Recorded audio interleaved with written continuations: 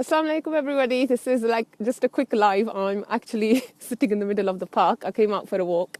I really recommend you do that. It really helps to just get out into nature and look at the trees and I find Allah here. That's why I come here. But the topic I wanted to post about today was about protecting your inner circle and protecting or being very selective about what you allow. Sorry, got cut off there. So it's about being selective and being very strict about what you allow in your space, what you allow not just in your physical space, but also in your emotional space and in your head space. And it's something that I've struggled with a lot. And because sometimes, especially when we decide to make a change or we decide that we're going to grow and we're going to do something different, the people around us, sometimes even in our families, because they're used to us being a certain way, they will find it difficult to accept the new you. So for example, if let's say your goal is to lose weight and you decide that from now on, every day for half an hour, I'm going to take some time out to exercise and then I'm going to have a shower after that. So which means you need to take like at least 1 hour out of your day to do that. Now, if people are not used to you doing that and they're used to you being around at their beck and call and used to you doing anything, doing the cooking, doing the housework, or maybe people expect you to give them a lift, or it could be anything.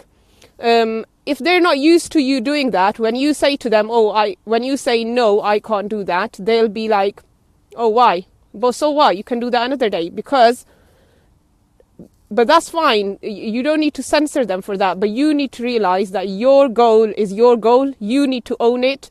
You need to protect it. You need to be able to say no to people.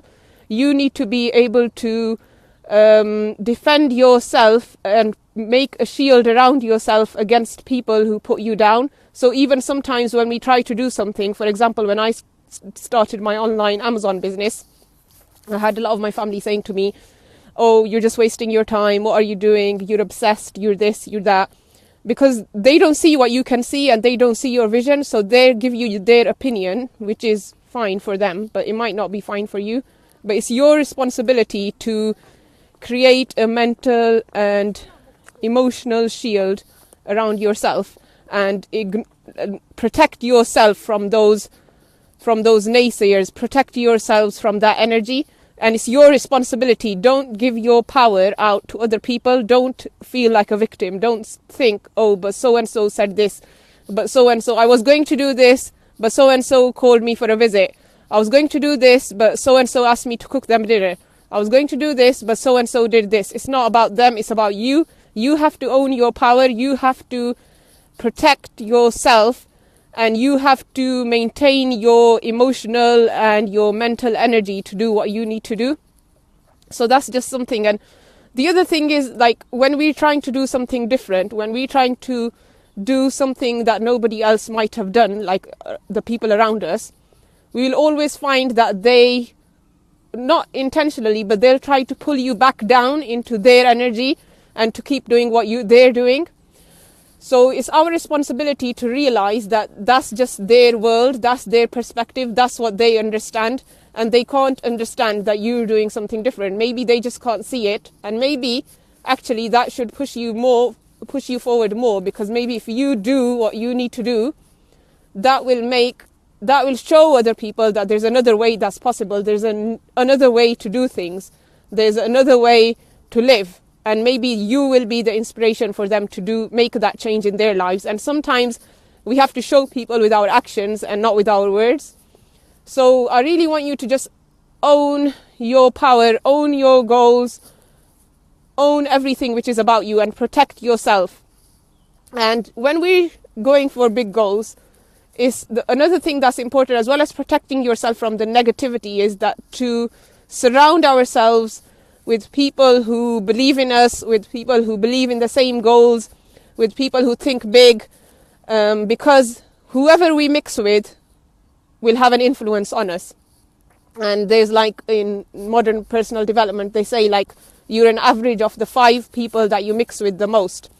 So if, for example, you mix with, yeah, let's say your goal is to, going back to the weight example, let's say your goal is to lose weight, and you're mixing with people who eat too much, who eat takeaway every day, who are not conscious about how they eat, who are not conscious about exercising, you're unlikely to change your behavior. Whereas if you surround yourself with people who are conscious about what they eat, conscious about exercising, you're more likely to make that change. And in fact, there's a hadith of the Prophet ﷺ which says, "Al-mar'u ala dini khalilihi falyanzur ahadukum man yukhalil."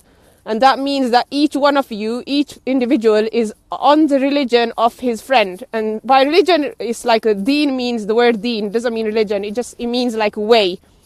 So each one of you is on the way of his friend, so each of you should think about who you befriend. And this is going back to the same thing. You have to examine your circle. Who are they? Are they having the right kind of influence on you? Are they best friends you can choose for yourself? And sometimes some people we can't choose, like our families we can't choose, but what we can do is we can form barriers, or we can protect ourselves mentally and emotionally from any negativity that we might find there. Or if they're positive, then that's always brilliant anyway.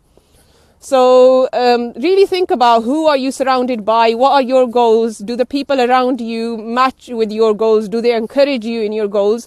And if they're not, then find a way to find people who are similar to you, who are daring to achieve what you want to achieve, whether that means in the form of an online group, whether it means in the form of making new friends, whether it means catching up with an old friend who you haven't seen in a while but who used to share your dream, who used to be ambitious like you, then you need to do that for yourself.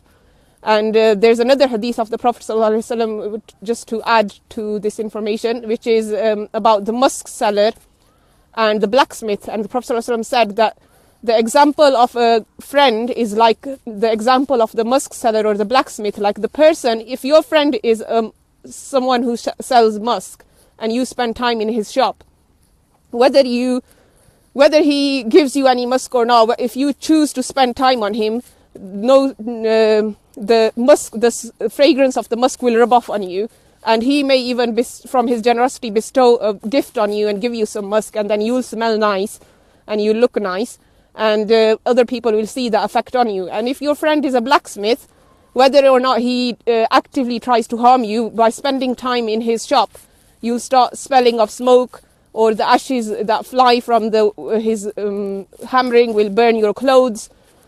So it's just the Prophet ﷺ was trying to tell us that whether we believe it or not, the people we spend time with will have an influence on how we are and how we behave. And this is something I've been thinking about a lot recently.